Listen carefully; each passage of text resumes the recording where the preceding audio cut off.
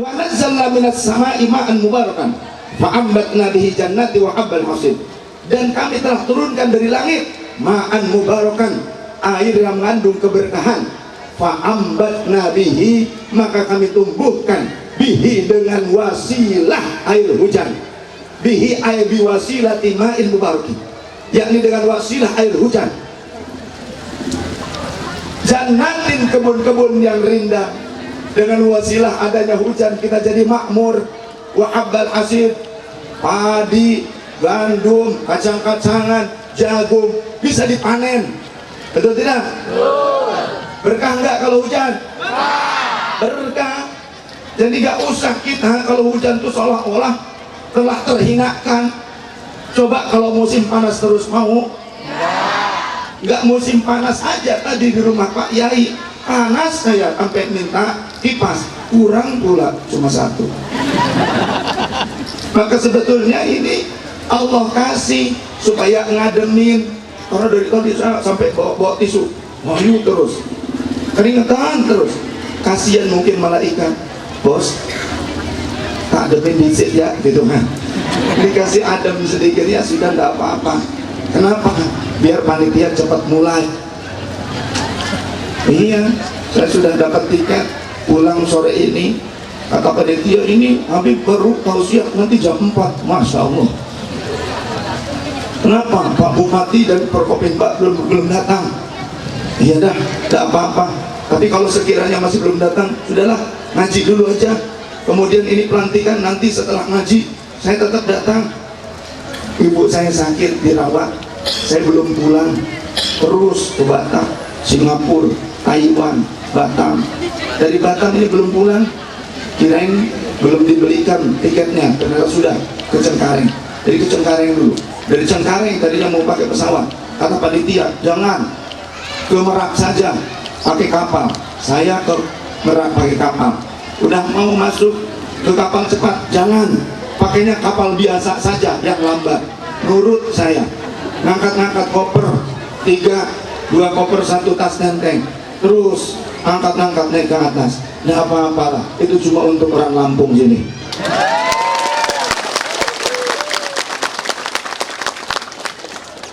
Tempat lain turun pesawat langsung kolonel yang jemput. Tempat lain turun pesawat baru keluar dari pintu pesawat Kapolda yang jemput, langsung jangan ke sana, sini ke bawah, langsung ke tempat khusus. Di sini hujan yang jemput. Kalau yang jemputnya hujan berarti yang menggiring hujan itu siapa? Malaikat. Perintah dari Gusti Allah. Gusti Allah mulia apa enggak? Mulia apa enggak? Lebih mulia manusia apa lebih mulia Gusti Allah? Alhamdulillah. Makanya jangan pulang, yang pulang sambil geledek sih. Ngaji belum selesai pulang, santai saja. Pak Bupati itu jangan dulu pulang, biar yang lain singkirkan dulu acara ngaji dulu. Enggak setiap hari ini ngaji ya Pak. Iya, mumpung masih sehat, karena kesempatan sehat. Kemudian jadi pejabat itu banyak tugas, tapi biasanya justru lupa dengan kewajiban. Ngaji itu kewajiban, jangan cuma tolabul duit, fardhatun ala kulli muslimin wa muslimatin. Fa amma overtime sunnatun muakkadatun liman istata'a ilaihi sabila. Ya kalau pejabat overtime-nya kan meeting sampai tengah malam, keluar kota bagaimana, ditanya sama istri mana meeting gitu, apa itu meeting, apa meeting gitu. Ngaji penting, karena penting. Kalau nggak ngaji, kalau jadi pemimpin pun kalau tidak ngaji, nggak paham bagaimana caranya memikul tanggung jawab. Karena kalau menjadi pemimpin itu sangat susah, berat. Kita selaku rakyat juga harus dukung beliau, doakan beliau. Kalau ada khilaf-khilaf, namanya manusia, nggak mungkin seperti malaikat, pasti ada salahnya. Al-insan mahalul khata' wa nisyan. Maka bagaimana cara kita memberikan nasihat kepada pemimpin? Falyakhul biyadi, raih tangannya, mendekat. Tadi kata Pak Yai, ketua PC. Nah, tapi ketua PC ini termasuk yang baru satu kata istrinya. Gimana sih? Ini mungkin salah istri-istri ini, salah Pak kaum ibu muslimat pakaian. Saya khawatir nanti kalau pengurus NU, pengurus Ansor istrinya melarang suaminya nikah lagi. Saya khawatir ini para muharrik NU semuanya pindah ke PKS. Khawatir jadi Wahabi karena di NU katanya nggak bisa nikah lagi, akhirnya jadi Wahabi. Kalau jadi Wahabi didukung sama istri, begitu Pak ya.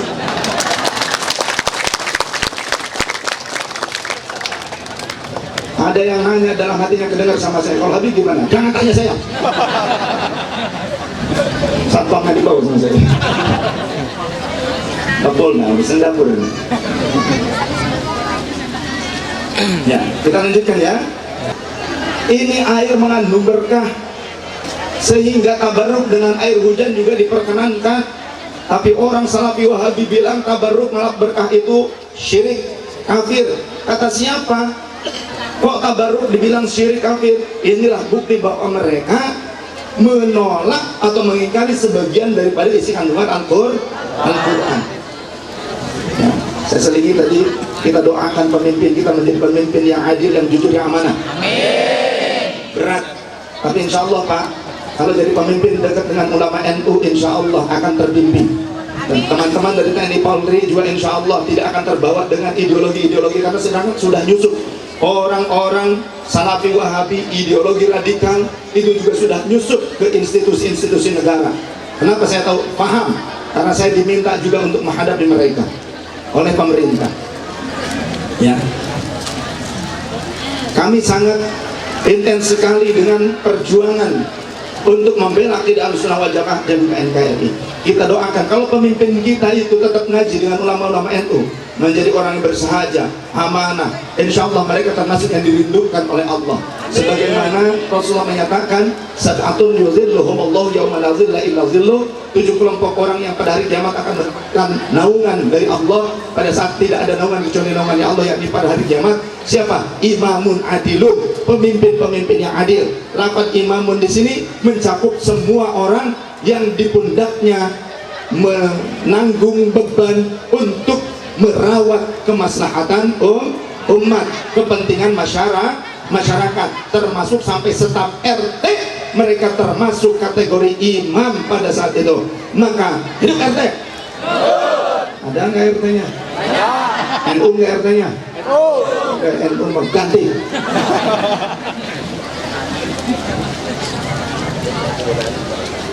Minum kan? Air bawa banyak ini. Kemudian orang yang hafal Quran, kategori yang ketiganya, minhum sabiqum bil khairati bi'idznillah, beneran hafal Quran dan juga memang mengamalkan isi kandungan Al-Quran, substansinya Al-Quran dengan sebaik-baiknya. Nah itu yang kategori yang ketiga. Jadi ternyata tidak semua orang yang hafal Quran diridhoi oleh Allah, tidak semuanya. Maka kita kalau mau nitipin anak-anak kita untuk menghafal Al-Quran, cari pondok pesantren tahfidzul Quran yang ideologinya Ahlus Sunnah wal Jamaah ala manhajin Nahdlatul Ulama, yang anak-anaknya disuruh jadi Ansor, disuruh jadi Banser, disuruh jadi Ibnu IPPNU.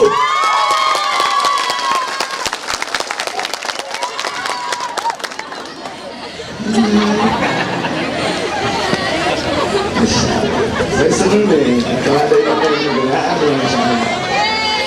Ya, tapi cuma bisa dilihat, tak bisa dimiliki. Aduh, tenang, hatiku hanya untukmu ya. Jangan malu ya, terang-terangan kita chatting aja. Masya Allah. Selangan Nabi. Selangan Nabi. Salli wa sallim daiman ala mada. Salli wa sallim daiman ala mada. Wal ali wal ashabi man qad wa'ada. Wal ali wal ashabi man qad wa'ada.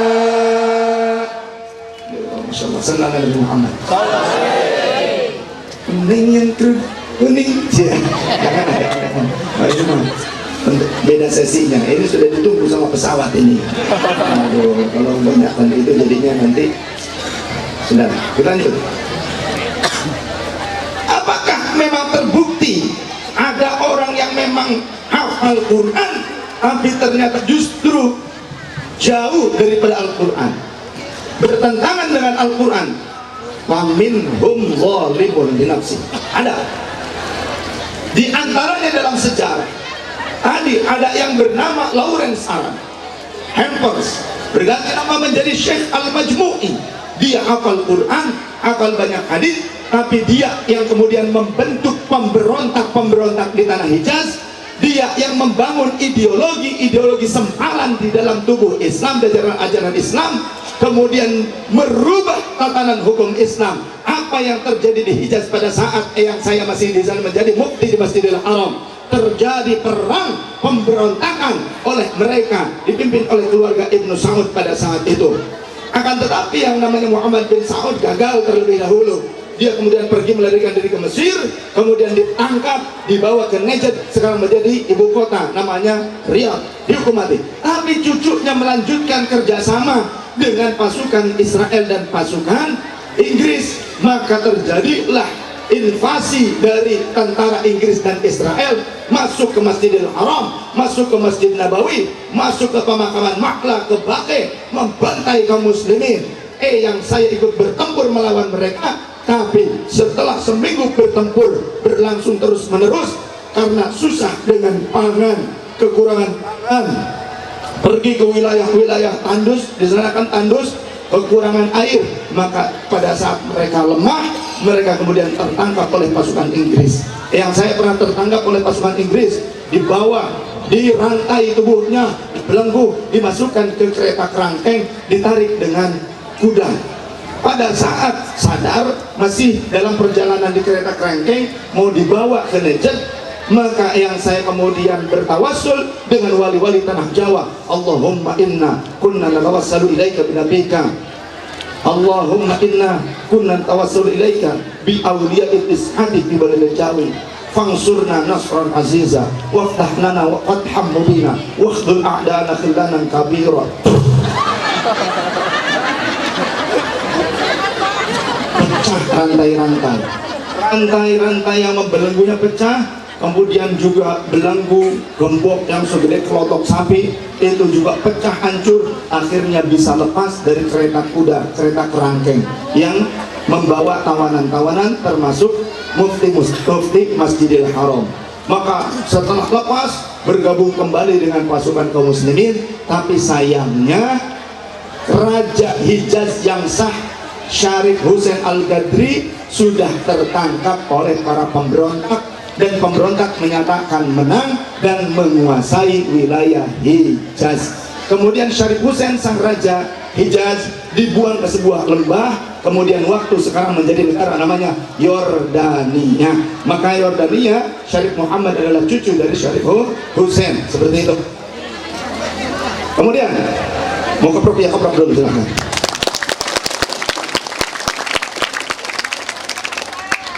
Nah, minum. Sudah selesai. Anjing, gerandong soalnya. Kalau gerandong makan minum cukup disarinya saja, gitu. Ya, gerandong tapi bukan sebarang gerandong. Si gerandong dari gua Selarong. Gondrong bukan sebarang gondrong. Kalau gue udah ngomong, lu pasti terbengong-bengong.